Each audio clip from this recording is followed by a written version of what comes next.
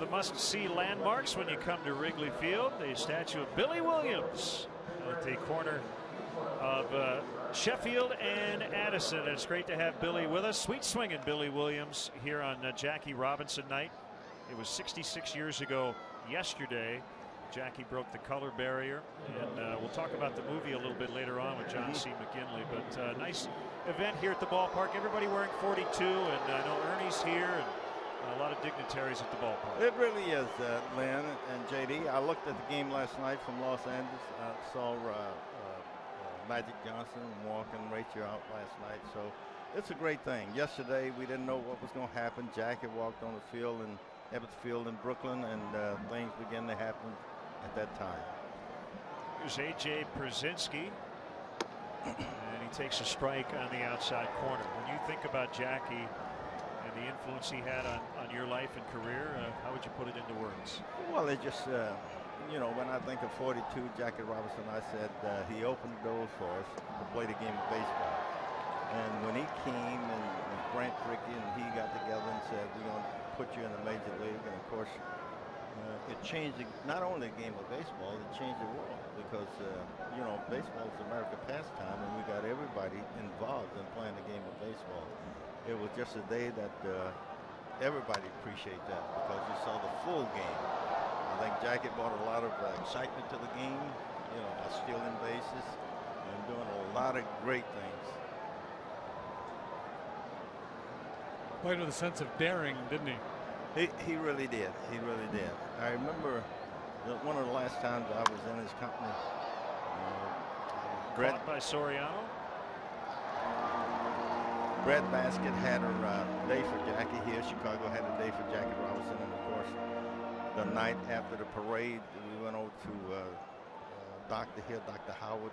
And that's when the last time I saw Jackie. And he'd just been great for the country, you know, when he could do this and you know, let everybody get a chance to play the game of baseball. Former Cub Jeff Baker. A little reunion here this week with Baker and Przinsky coming back to Chicago. Giovanni Soto with the Rangers as well. Well, Leo DeRocher managed Jackie and later managed you here in Chicago. Well, he did.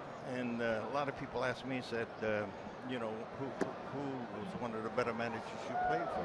And of course, I always say Leo DeRocher, because when he came here, Mr. Wrigley gave him carte blanche and said, just run the ball club. And he took us all the way to the first place. You know, not first place, because we was in first place many, many months. And all of a sudden, the Mets got lucky. I think God was living in New York at that time.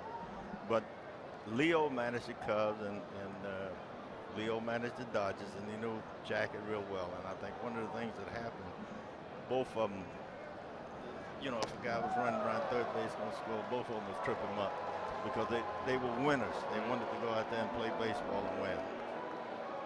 First strikeout for Travis Wood, 2 outs, and it'll bring up Mitch Moreland.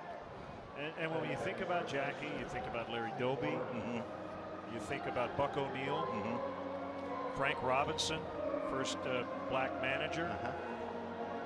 Tell us about Buck O'Neill. I know probably still doesn't get the due that he deserved. He really don't. He really don't. I remember Buck O'Neill was one of Jackie Robinson's first managers. And when I signed to play professional baseball, I remember going to Arizona, and Buck O'Neill was like a father figure to me. And I got to know him real well. And many, many times conversation was about Jackie Robinson, what kind of player he was, what he did to win baseball games.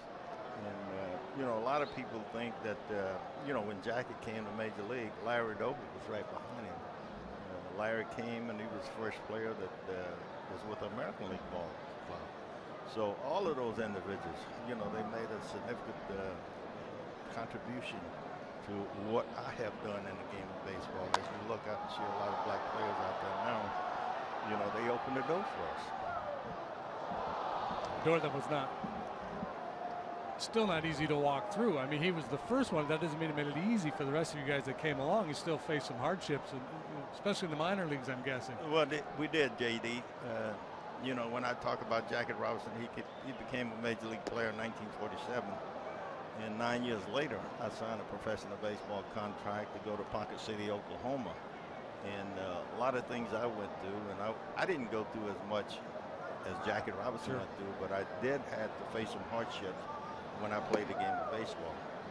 And when you go through these kind of things, you learn to appreciate, you know, you look for the bigger picture, getting in the major league, and I was always concerned about that.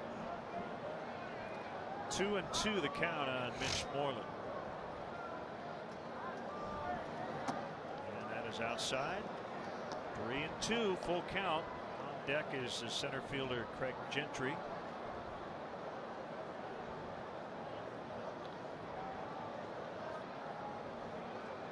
It's going to warm up this week, right, Billy? You're going to bring in warm weather here at some point? I think the weather going to be pretty good the weekend, but they lead town. Yeah, that's right. There's a bouncer to Rizzo. We will flip to Travis Wood. Billy, thanks for stopping by on a special night tonight. It's real good, and we're going to enjoy the Jackie Robinson night. We're going to have a good time, but most important, we want to win. Let's get a W. That's right.